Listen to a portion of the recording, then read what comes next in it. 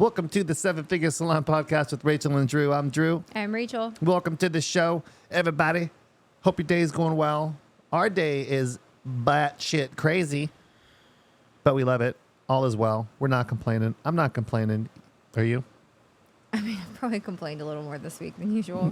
So I'm just more so just trying to protect my time and not have 8 million extra not stupid things, but just 8 million things that I don't need to have a meeting for. So just stuff like that. Just let's not cram every single minute of my calendar up. That would be great. Mm-hmm. That's all. That's all. It's time design, right? So it's a challenge. It's a challenge for a lot of you all out there, and it doesn't stop. We just got to get better at it, right? So there's always an evolution happening, I noticed, with time. And speaking of that, I had to get back on my morning grind, getting up at 5 a.m. Wow. That was so loud. She's such a loud drinker and chewer. So there is something that I had to get back on and dialed in on. It's getting up at 5 a.m., and not going to do a whole podcast to preach on getting up earlier. Just yawn. Just yawn right in the mic. Here's the thing. I think a morning routine is great. But I think that so many people stress themselves out about, including you, stress yourself out about getting up at a specific time and then feel like a complete and utter failure, when you don't get up at that time. Sure do. I think there's seasons of life where, right now, we have a baby, right? He's a cute little baby, and he's 21 months. He's kind of a bro now. Yeah, he's a big guy, but 21 months old, and there's times where he goes to bed later than we expect or whatever, and that obviously impacts our ability to get to bed at a decent time, or maybe he napped too late that day or whatever. But there's some days where I'm I'm sure my alarm went off at a certain time, but my body needs more sleep, so I'm going to sleep, because otherwise I'm not going to really be good to go into my day. So lately I have been sleeping a little later than usual, but it's also because my body needs it, and I'm also working my brain way more than usual. So last night us sleeping in is 7:30. Pretty depleted. Oh yeah. That's my light went out. Now it's back on. You're a moody light.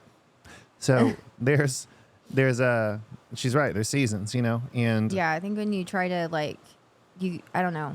I think people, it's get up and just get after it. You know what I mean? Doesn't matter necessarily if you woke up 30 minutes later than you were supposed to or whatever, but it's not going to be perfect. And there's seasons of life where I wake up at 4:30, and then there's definitely seasons of life where I'm lucky to get up by 6:30. It just depends. So please don't compare your morning routine to ours. We're different too. Yeah, we are different. Rachel and I don't do mornings the same. My morning, I just get up and I'm totally fine, going straight into work, because I'm sharp as a tack in the morning and I'm ready to attack my day. And Drew wants to drink his coffee, read a book, get his fitness in, that kind of stuff. I need to close down tabs in my brain before I go to bed. And I also have anything that I thought I closed down, that I'm laying in bed and I'm oh yeah, I need to do that one thing and that one thing.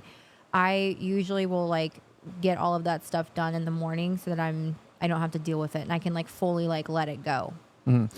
Yeah, I like to get up. I need a solid hour to read and drink coffee in the quiet or outside. To me, that sounds awful. Sounds amazing. I get to kind of clear out, and that's what I do my strategic thinking. And what I'll do is, I will calmly think about what we're doing on a big scale and where there are leaks. And I think about it in the morning, but I'm not in a hurry. I enjoy it, so I don't have to rush through it and figure it out. And I think better that way, and then I will lay out my day, because I know I have a bunch of days. From 9 a.m. to 4 p.m., it's both of us straight calls constantly, all the time, always. And if I'm not on a call, then it pivots to media and ads and creative, and then it's back to a call. And then if there's a no-show or something like that, it's ads, creative, media, putting together. There's so much media going on all the time. And can you unplug that, please? That's just no, it's just flashing. Me it's like an effect. Nuts. if The blink, Okay. the blinker it's a- drives you crazy. The blinker Yeah. at a red light, y'all. It's like, that is just crazy loud. no, I just don't turn it on because I just don't. You don't use a blinker. There, I'm you gonna know call what you I've out noticed? to the world. You know what I've noticed about myself? When I'm turning right, I will use a blinker, but I will not use a blinker when I'm turning left. Because if you're going right on red, like duh, like you're gonna go right. Yeah. But like left, I obviously, left. If I'm in the turn lane, I'm obviously going left. But if I'm going right, I do put my blinker on. I've noticed that about myself. If you're behind me, you will know I am turning left. If you're least behind a mile Drew, out. be prepared to add an additional 15 minutes of time to your transit because he drives like a freaking grandpa. Safe. Such a grandpa. So- Jeez. So I mean, I go like 60 miles an hour, like wherever I go. Like that's just like where my foot hits on the pedal. Like that's just like a comfortable spot for me. I'm not trying to go 60. That's just like how I've always driven, and I get us where we need to go. Drew, I won't get in the car with her. Drew, he will get in the car with me if he's driving. He will not let me drive him. I can maybe count on one hand how many times I've ever driven him in our entire relationship I don't like because it. he wants to drive. And it's fine because I hate driving. But if I have to drive, I definitely go 60, and I only use my blinker if I'm going to go right. So, sorry. Daredevil. You know what? I have a great driving history. I do. Not so much when I first started getting on the road, but I have a great driving history. And I used to play Need for Speed growing up. Like, Wow, I forgot about that game. Oh, yeah. What was the other one? Holy crap, you just brought me back. Need for Speed? Need for Speed. That was really old. And then there was like this other game that was kind of crazy. Probably Grand Theft Like- Auto, which is like No, so it was like inappropriate. before Grand Theft Auto. It was called something. Some of you guys know what We'll I'm talking about. figure it out. I I don't don't know. know. No, it's going to bother me. I know. So But we did want to kind of bring up like time today and really discuss that because I think that there are definitely seasons of life where you're going to just be slammed busy, like just doing a bunch of grunt work and grind work. And like, that's just kind of the season of life you're in. And I think like for us, like, especially Drew, you know, he consumes a lot of education, which is awesome. He reads a lot of books. Like, you know, I feel like he used to think that like, okay, like I need to do this morning routine. Like this is the one, you know, and like he like, you know, people that he really looks up to. And I would just see him like stressing himself out about like having, it had to be so perfect. And like, if it didn't go exactly perfect, like it was just like, well, to hell with it, you know? And I think we've both realized, especially since having another little one around, that like your morning routine is yours, and what works for me does not work for him. You know, like me, the idea of getting up and reading a book and like drinking coffee, I honestly don't even like coffee. That doesn't sound like a good time to me. Like I have so many ideas as soon as my eyes open. I have so many ideas and so many things that I need to do and want to do that honestly brings me peace, like going and doing all of that stuff. And then I can go do stuff for me. You know what I mean? So that's just kind of like how I operate. And I am not effective like late at night at all. Like I am done. Like I don't want to think about work. I don't want to talk about work. I don't want to like start a project. No, like I'm way more bright-eyed, bushy-tailed in the morning. yeah, you're For sure a morning person. Evan and I are a lot alike. Yeah, Kenzie just, ugh. it's just not. I love her, but I'm like, girl, like get up. Yeah, I got her up at 6 today, and she's trying to get me. No, I let her sleep in, and I got her up at 6:15, and she Yeah. was like, "I asked you to get me up at 6:30. Can I go back to sleep?" No. For 15 minutes. No. Her and Ollie are more similar. Ollie would sleep till 3 o'clock. He's doing pretty good. Well, He's getting up well. yeah. No, he'll get up, but I'm just Yeah. saying if you didn't wake him up, he would literally just be there when you got home. Like he is just always like would sleep forever. Yeah, and for me right now, like I really got to get back at getting up at 5, and because the time for me, coffee, reading, getting my day together, get my thoughts together, getting like my vitamins and my routine and my food, and getting all these things organized is really, really, really, really, really important to me. Morning run, morning workout, because I'll work out in the morning, and then sometimes I'll do jiu-jitsu at night. So I'm pretty active. So I'll do 2 workouts sometimes in a day. About 3 days a week, I'll do 2, and then other days I'll do 1. I also feel like a complete piece of shit if I don't work out, like about myself, right? So like that is something that's really important to me. And he's not very nice. Yeah, no, I'm not very friendly if I don't work out. So I'm like, just go. Yeah. Get out of here. And I go after jiu-jitsu, I'm great, so friendly, But sweaty. sweating, gross. Yeah. But there's everyone has their own path. You know, you got to find what yours is, and they do change. It does change. They totally change. Because I can't. If my neurological system is trashed because we're working so hard, and I'm physically pushing my physical capacity, like I get beat up, and I need to sleep. So, one of my favorite strategies is to take one day out of the week and just sleep until I can't sleep anymore. The kids don't really let that happen. No. Or maybe I can sneak in a nap, maybe, but we're being better about taking a day off. I always feel like if I come home and he like just so happens to take a nap, I like walk in and I'm just kind of like I feel like I always walk in at like the wrong time. Like you're like, maybe you've closed your eyes for like 10 minutes. Oh, they're like 20-minute naps. Like quick. And I'm just like happen to be like, and it's just you've like. been there all day?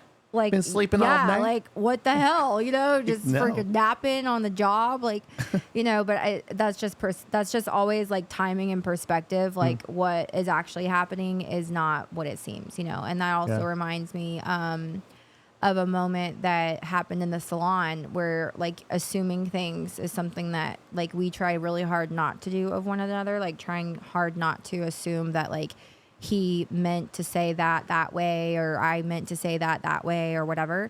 But this was like, I don't even know how many years ago. This was before we met. This was probably, maybe 2018 or so. I had one assistant who was working with me, and I had another stylist who was working with me. The stylist's name was Michelle, and the assistant's name was Courtney, just so everyone can follow along here. Great girls, nothing wrong, but there was some beef between the assistant and really between the stylist. Some beef jerky. Yeah. Really between the stylist and the assistant, and so the stylist was frustrated because she thought the assistant would just so happened to always be on her phone and sitting on a couch or a chair or whatever, like on her phone, and really that was not the case. And so she pretty much like blew this again back in 2018. Kind of like got pissed off at the assistant, and I went back and looked at the cameras because I was like, I need to understand like what actually happened. And what the cameras revealed, which is that there's always three sides to every story. There's hers, and then what actually happened, right? And so I only have cameras in our salon only really to be able to go back if needed and actually see and hear what actually happened, because like I'm never like sitting in my office watching cameras. Like I have zero time to do that. So, but if something happens, I need to be able to refer back to what actually happened, whether it be a potential theft issue with like a boutique thing or whatever. So if the camera footage showed that Courtney, the assistant, who great assistant, was actually straightening up the boutique area, the waiting area. She was straightening things up, and then she happened to sit down for a brief moment, and check a message from a model that she was trying to book in the salon. Well, Michelle comes around the corner, didn't see any of the cleaning or straightening up or anything that she was doing, and just saw her just so happen to sit down, get on her phone, and she assumes that, she's been on her phone again. She's on her phone again. And so she got frustrated with the assistant and said something not so nice, and then like stormed off. And again, like this was back in 2018.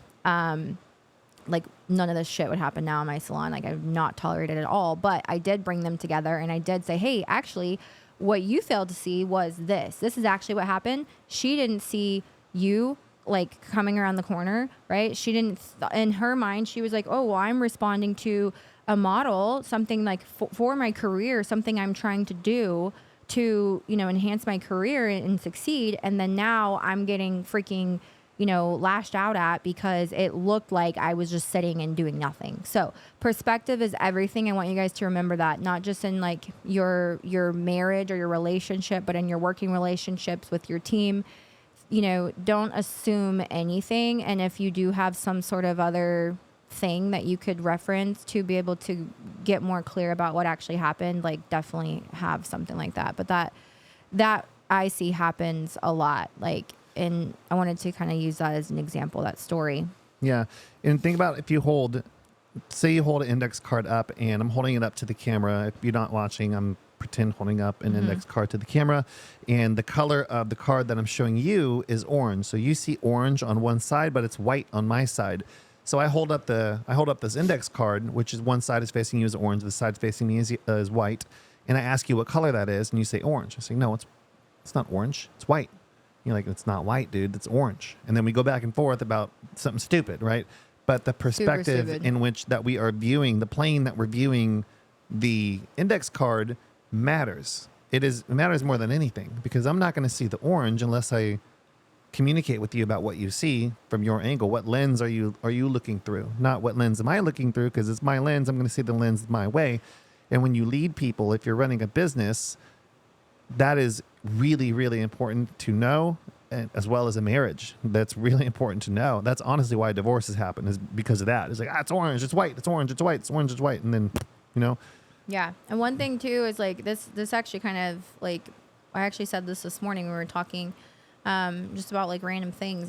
We were talking about like a lot of times people are so nearsighted. Like technically, like if you were to check my vision, like I'm nearsighted. I have astigmatism and I'm nearsighted, and I need contacts in order to see further away. But when I say nearsighted, I don't mean that you can see far. I actually mean like you're like just right here, like you can just see right here.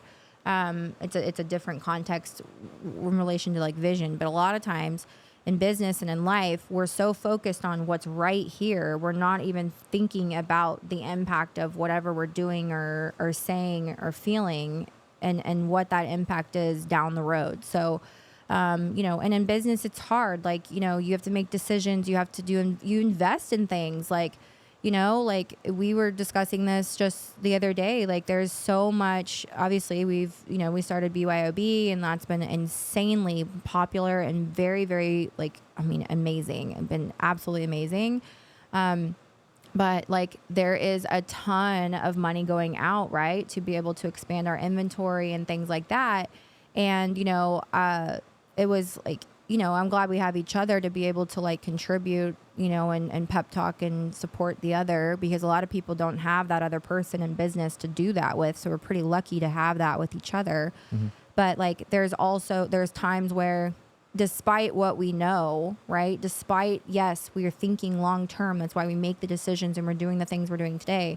There are times where I and Drew also have to we have to almost pep talk the other one of like, hey, remember this? Remember what like we're doing this for? You know what I mean? And sometimes it looks like me kind of having to pull him along, or him having to pull me along, and remind each other of what we already know. Because sometimes it can be human nature it's human nature to try to keep yourself safe too. Like we've talked about that a lot. But like sometimes it's almost like you can just see right here. So you're just like really are actually like nearsighted. You're just seeing right here. And most people can't see past the tip of their own nose. Yeah, literally. They can't. That's the end. That's it. Yeah, so, like there's your peripheral vision, like, and wonder. What else you could do? You could go like this.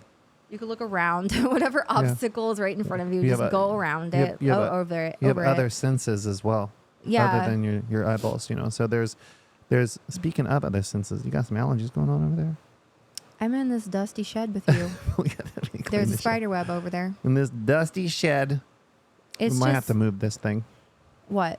This? Just the whole show. Well, we are moving the show. We're moving it into the old warehouse because we're building a new warehouse. Yeah. That'd be better. Yeah. That'd be better. What are we going to do with dusty shed?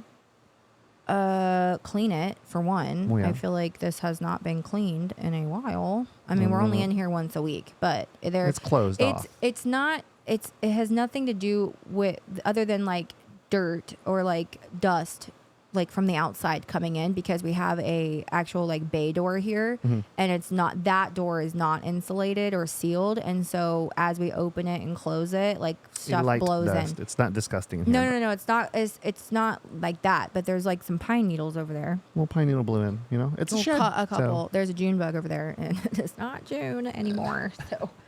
That shows you how long that's been there. But and then thank God this plant is not real, because it would be dead as a doornail. It's also blocking an out. It's also blocking an outlet plug from the camera. So now you know. It is. Now you know. That's why it's a little askew. Perspective looks nice. I see a freaking white plug outlet that I'm like cannot bear for you guys to see.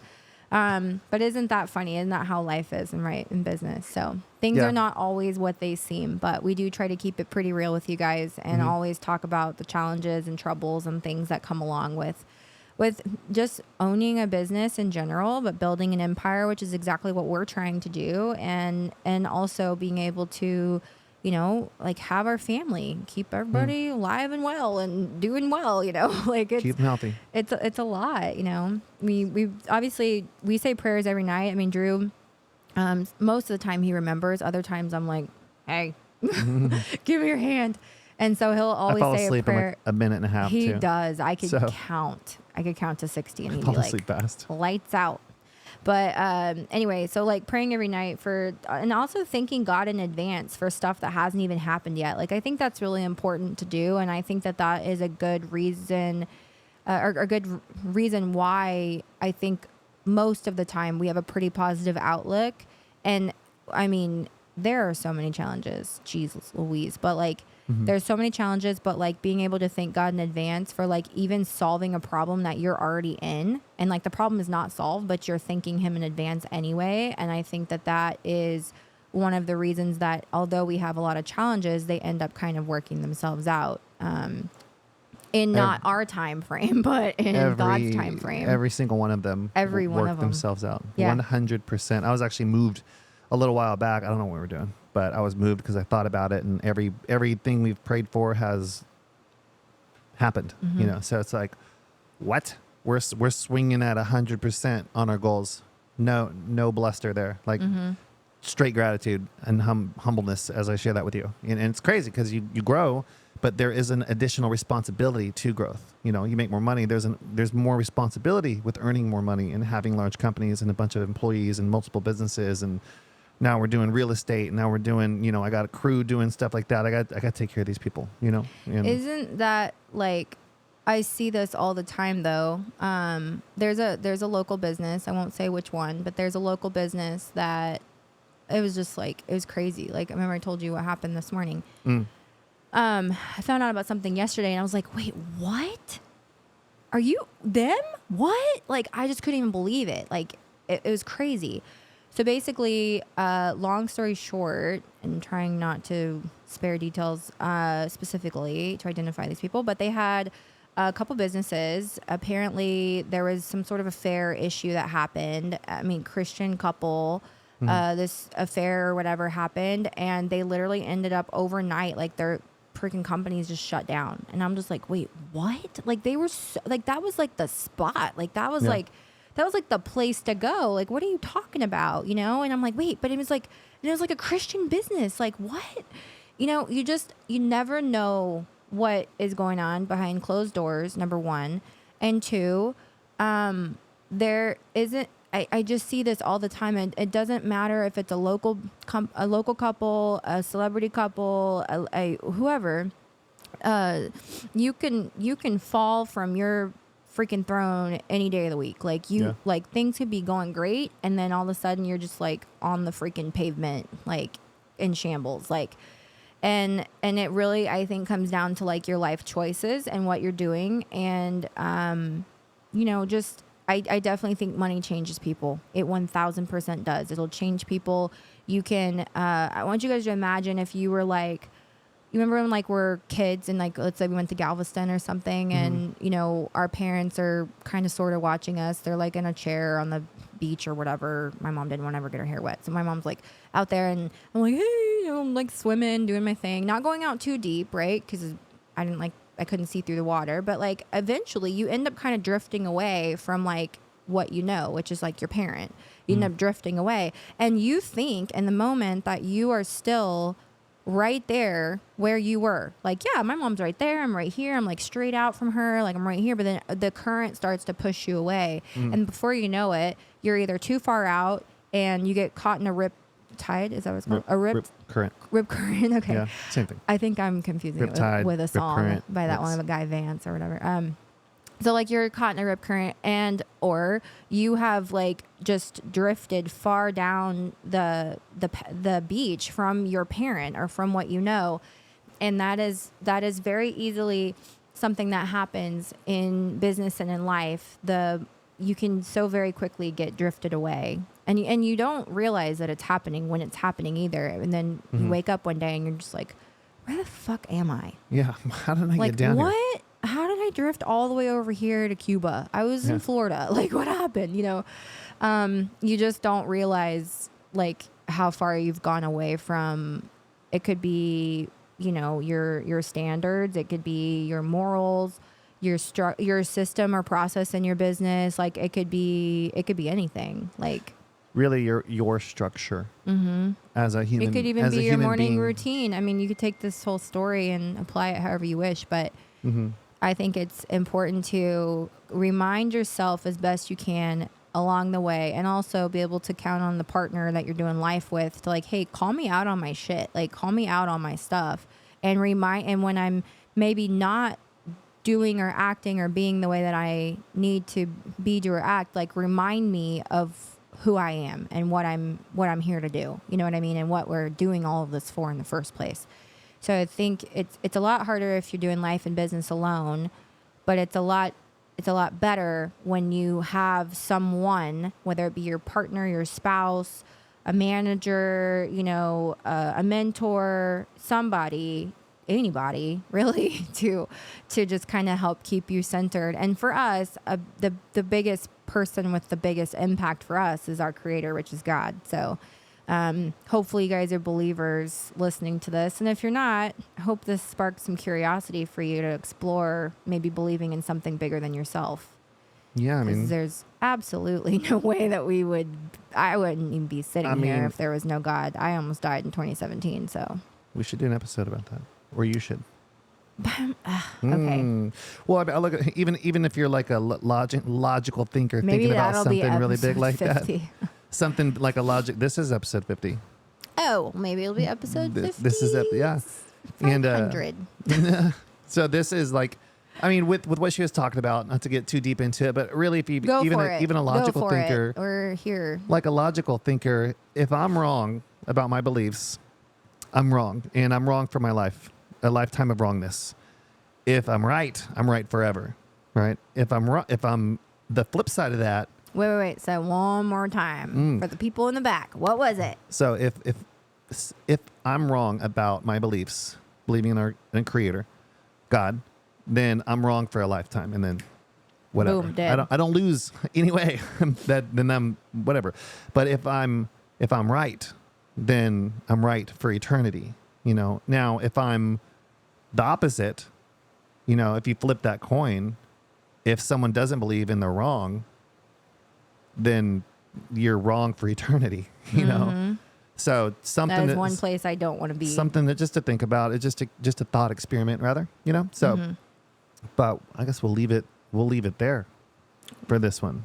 Okay. Or we can keep going. Yeah. We're already 30 minutes in. That's good. We can wrap it up. That's fine. We need to wrap it up. I think that's a good, intriguing place to leave this episode for you guys. So, we haven't exactly boldly discussed our beliefs up until now with you guys anyway. If you know us in real life and you follow us, like we're all up in that and in church and singing at church. You don't want to hear me sing at church, but Drew sings at church. I see you singing out there. I sing, but I don't. You're sing. bashful. That is the only thing You're I'm actually bashful. Yeah. Well, fun fact. I'll leave you this. Fun fact. Come on, I sing in the corner. Huh? You can tell the story about how you used to sing in the corner. Yeah. Thanks for ruining it. She used to sing in the corner in front of a wall in her choir. Yeah. Miss I just Travis, want you to feel like what that's like when I just jump straight to the punchline. Okay. Yeah. Thank you. Touche. I do that all the time, and I do that to everyone I know. So sorry. So back in whatever it was, first of all, I sang all through like my childhood. Like I sang at church. I was inside like plays. We did like all kinds of stuff I would sing. And then fast forward to, I guess it was intermediate school, 6th through 8th grade, I was in choir and I actually made it all the way to advanced choir, which is shocking because nobody had ever heard me sing a solo alone. And I would actually, I don't know how I convinced my teacher to do this, but basically I would go in her office and I'd say, okay, now turn around. And she'd have to turn around and sing. I would sing my solo to her for my grade.